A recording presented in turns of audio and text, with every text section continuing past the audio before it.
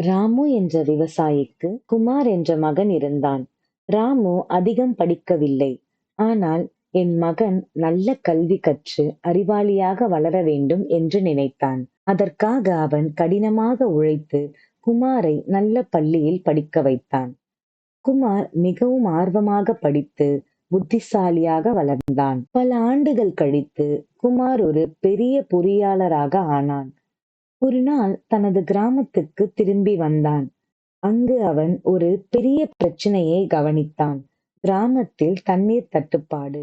குமார் தனது அறிவை பயன்படுத்தி மழைநீர் சேகரிப்பு திட்டம் அமைத்தான். சில மாதங்களில் கிராமத்தில் தண்ணீர் பஞ்சம் தீர்ந்தது. விவசாயம் செழித்து வளர ஆரம்பித்தது. கிராம மக்கள் அனைவரும் மகிழ்ச்சி அடைந்தனர்.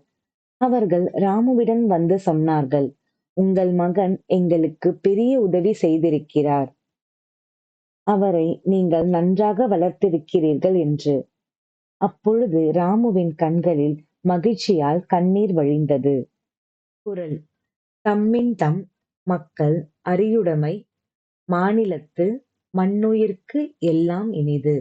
விளக்கம்: பிள்ளைகள் அறிவுடன் வளர்ந்தால் அவர்கள் சமுதாயத்திற்கு நல்லதை செய்து அனைவருக்கும் பயனளிப்பார்கள்.